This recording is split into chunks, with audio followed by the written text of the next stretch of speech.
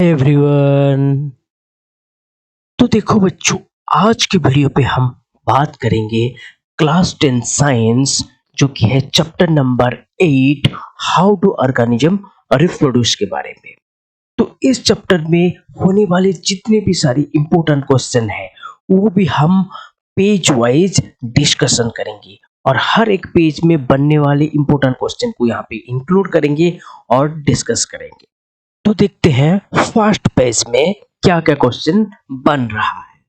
तो देखो बच्चों, फर्स्ट क्वेश्चन जो बनेगा इसी टाइटल से ही रिलेटेड है। What is the term use in science by which an organism produce a new organism. तो इसका जो आंसर होता है वो है रिप्रोडक्शन। तो हमको जो यहाँ पे दिया है पेज के नीचे से है कि डीएनए के बारे में देखो, यहाँ पे डीएनए के बारे में दिया है। तो डीएनए से रिलेटेड क्वेश्चन हम आराम से बना सकते हैं, जैसे कि डीएनए का फुल फॉर्म एक्चुअली क्या होता है। तो डीएनए का फुल फॉर्म होता है डीऑक्सी राइबोन्यूक्लिक एसिड। इसके बाद अगर इस डीएनए से कर रहे हैं क्वेश्चन तो यहाँ पे क्रोमोसोम्स भी है। देखो, तो क्रोमोसोम्स से भी रिलेटेड बन सकता है क्वेश्चन, जैसे कि who carried the information of inheritance from one generation to other. तो इसका जो आंसर होता है वो सबको मालूम है, वो है क्रोमोसोम्स। तो क्रोमोसोम्स एंड डीएनए की बात अगर यहाँ पे देखेंगे और इसी पॉइंट पे ही देखेंगे तो यहाँ पे देखो copy of DNA.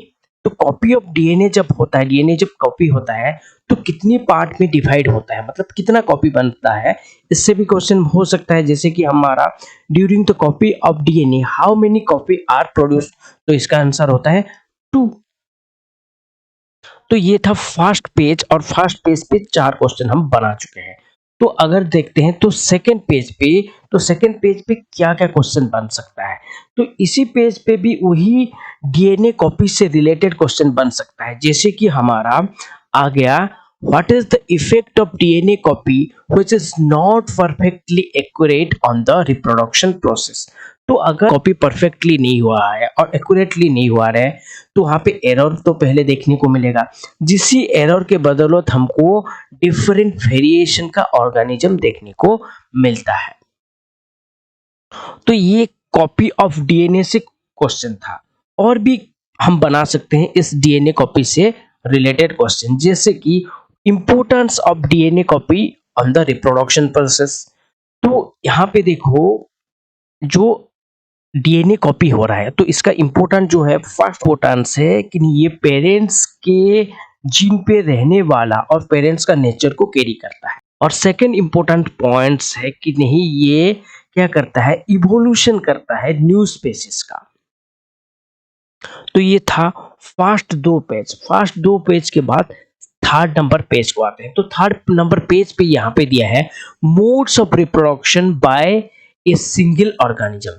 Single organism का कितने मेथड है जो जिस मेथड पे वो अपना रिप्रोडक्शन करते हैं। तो यहाँ से क्वेश्चन बना सकते हैं हम लोग, यूनिसेलुलर ऑर्गेनिज्म कौन से मेथड पे रिप्रोडक्शन करता है, जैसे कि हमारा what is the mode in which A unicellular organism produce their new individual. तो ये होता है हमारा सेल डिवीजन और फ्यूजन। तो यहाँ पे देखो फ्यूजन वर्ड आ गया और यहाँ से फ्यूजन स्टार्ट हो रहा है। तो फ्यूजन से हम क्वेश्चन बना सकते हैं, जैसे कि व्हाट इज फ्यूजन हो सकता है। तो फ्यूजन एक्चुअली क्या होता है कि नहीं, फ्यूजन एक रिप्रोडक्शन प्रोसेस होता है जहां पे ऑर्गेनिज्म स्प्लिट होता है टू कंप्लीटली डिफरेंट ऑर्गेनिज्म। तो ये फ्यूजन था। तो फ्यूजन के बाद अगर हम और क्वेश्चन बनाएंगे तो जैसे कि यहाँ पे देखो एमोइबा है, तो इसी एमोइबा का रिलेटेड क्वेश्चन अगर बनाएंगे तो एमोइबा का रिप्रोडक्शन कैसे होता है इससे बना सकते हैं, जैसे कि हाउ डज एन एमोइबा रिप्रोड्यूस। तो यहाँ पे क्वेश्चन का आंसर जो है ये इसी प्रकार है कि नहीं, एमोइबा जो है वो बाइनरी फ्यूजन के थ्रू रिप्रोडक्शन कराता है। और क्या होता है जब एमोइबा का बॉडी जो है मैक्सिमम एक्सटेंट तक बढ़ जाता है तो उसके अंदर प्रेजेंट होने वाला न्यूक्लियस जो है वो क्या होता है 2 डिफरेंट पार्ट में डिवाइड होता है। और हर एक पार्ट के सराउंडिंग पे क्या होता है, साइटोप्लाज्म जो प्रेजेंट होते हैं उसको घेर लेते हैं और अल्टीमेटली वो न्यूक्लियस जो है वो टूट जाता है और कंप्लीटली 2 डिफरेंट एमोइबा जो है फॉर्मेशन हो जाता है। इसके बाद अगर यहाँ से थोड़ा-सा और भी क्वेश्चन निकालेंगे तो वो बन सकता है, जैसे कि हमारा name the method by which paramecium reproduce. तो पैरामीशियम कौन से मेथड पे रिप्रोड्यूस करता है? जैसे कि इसका आंसर होता है हमारा फिजन। ये था पेज नंबर था। उसके बाद जाते हैं पेज नंबर 4 पे। तो पेज नंबर 4 पे देखो फ्रैगमेंटेशन है, एंड फ्रैगमेंटेशन से रिलेटेड बहुत सारा यहाँ पे टॉपिक इंक्लूड हुआ है। तो पहले तो हम फ्रैगमेंटेशन का डेफिनेशन निकालेंगे। तो फ्रैगमेंटेशन एक्चुअली क्या है? फ्रैगमेंटेशन एक रिप्रोडक्शन प्रोसेस है जहाँ पे मल्टीसेलुलर ऑर्गेनिज्म जो है वो स्प्लिट हैं 2 या 2 से ज्यादा स्मॉलर स्पीशीज पे। अगर ये फ्रैगमेंटेशन के बारे में चला गया तो फ्रैगमेंटेशन के बाद यहाँ पे देखो स्पाइरोगायरा है एक वर्ड। तो इसी स्पाइरोगायरा से रिलेटेड क्वेश्चन हम बना सकते हैं, जैसे कि what will happen A mature spirogyra filament attain considerable length. अगर एक मैच्योर स्पाइरोगायरा अपना फिलामेंट का एक्सटेंट बढ़ा देता है पूरा एक्सट्रीम कंडीशन तक, उसके बाद वहां पे क्या होगा? तो सिंपल सी बात है कि नहीं, वो स्पाइर वगैरह जो है वो डिवाइड हो जाएगा स्मॉलर स्पीशीज में। इसके बाद नेक्स्ट पेज पे आते हैं। तो नेक्स्ट पेज पे यहाँ पे देखो रीजेनरेशन है। तो रीजेनरेशन से क्वेश्चन हम बना सकते हैं, जैसे कि रीजेनरेशन से फर्स्ट क्वेश्चन तो होगा हमारा कि what is regeneration. Regeneration actually होता क्या है? तो रीजेनरेशन होता है वो, ये भी कंप्लीटली एक क्या है, एक रिप्रोडक्शन प्रोसेस है जहां पे बॉडी के डैमेज पार्ट से न्यू ऑर्गेनिज्म बनता है। जैसे कि हमने किसी ब्रांच को काट लिया और वहां से न्यू ऑर्गेनिज्म बन जाता है, तो इस प्रोसेस को बोला जाता है रीजेनरेशन। तो इसके थ्रू यहाँ पे देखो बहुत सारा क्वेश्चन भी बना सकते हैं, जैसे कि in which process Planaria produce their new generation. कौन से प्रोसेस है जहां पे प्लानेरिया अपने खुद का स्पेसिस न्यू प्रेसिस जो है वो बनाता है? जैसे कि यहाँ पे प्लानेरिया ये दिया था, तो ये इसका भी आंसर वही सेम है, रीजनरेशन। और यहाँ पे और एक क्वेश्चन भी हम बना सकते हैं, जैसे explain why more complex multicellular organism cannot give rise to new organism through regeneration। कि नहीं, जो यूनिसेलुलर ऑर्गेनिज्म है तो वो क्यों अच्छे से अपने बॉडी से रीजनरेशन प्रोसेस को करते हैं, लेकिन मल्टीसेलुलर ऑर्गेनिज्म वो क्यों नहीं कर सकते रीजनरेशन प्रोसेस से न्यू ऑर्गेनिज्म को प्रोड्यूस?